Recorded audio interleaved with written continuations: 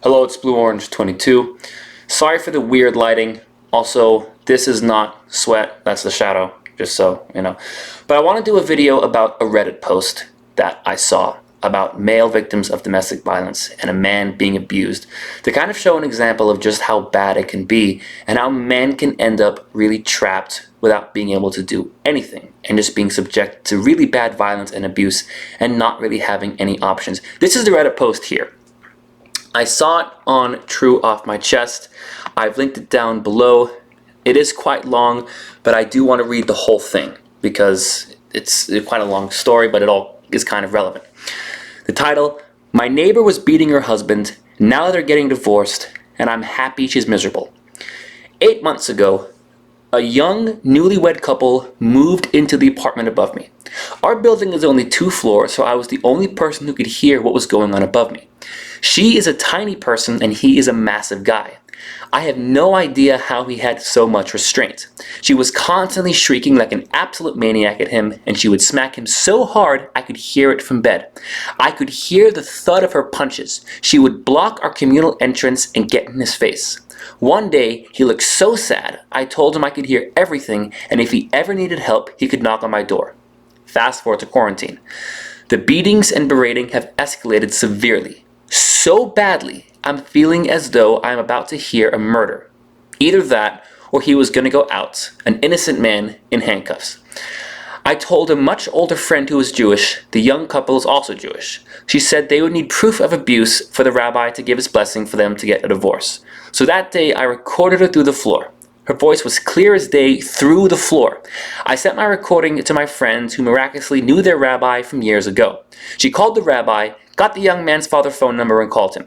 She said his son was in danger, and she also had a recording of him being terrorized by his wife. The father said his worst fears had been confirmed.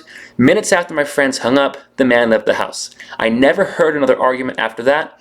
Since then, she has been literally waging psychological warfare on the poor guy.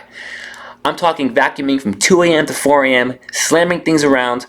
Today, my landlord said they were getting a divorce, and I secretly wanted to jump for joy. She has no idea how someone 1,000 miles away got involved and added her behavior to her father-in-law, and it gives me great pleasure knowing that she never will. So, this is something that happens a lot. Men going through these kinds of relationships, getting beaten every single day, getting hurt every single day, and there's not really anything they can do about it. Now, if you go through the comments, you'll see that the woman lives in Los Angeles. And I used to live in Los Angeles not too long ago, and I saw this firsthand all the time, where women would be abusive to their husbands or their boyfriends, and the abused man really can't do anything about it. The police won't do a single thing. And I'm not going to get into how, it's because feminists influenced the law and lobbied for special laws on domestic violence, like they're doing in the UK with these gendered laws. But that is kind of what it is. And that's exactly what would happen. The video I did about how in the UK, they're trying to make domestic violence laws gendered, so they only apply to women and don't protect men. That's exactly what LA does. Not officially, but it's kind of in practice through the Duluth model. And I'm going to do a video on the Duluth model in the future, but it's basically the idea that domestic violence should be looked at through a gendered and feminist perspective, which of course means only treat women as victims and only treat men as perpetrators. So this man was stuck in a situation and really wasn't able to do anything about it. And you saw just the miracle that it took to get him the divorce, to get him out of that situation. It had to be someone happened to know the rabbi 1,000 miles away, some 1 in a million thing. That's what it took. But if that hadn't happened, that man would still be in that relationship. He would still be stuck in that situation. And there are thousands of men who don't have some miracle to come and save them. They spend their entire lives, from let's say 27 to the day that they die, in those kinds of relationships. Being beaten every day, being abused every day, being screamed at every day. It happens all the time. And it's very, very normal. I'm absolutely not saying that it doesn't happen to women too. Of course it does, but there's a difference. Okay? The difference is violence against women is taken very seriously. The police take it very seriously, and society takes it very seriously. For the most part. There's always exceptions to everything. But if a woman calls the police because her husband is beating her, most of the time, that guy's going to get arrested. And the family, the friends, the neighbors, they're all going to come down immediately on that guy doing it.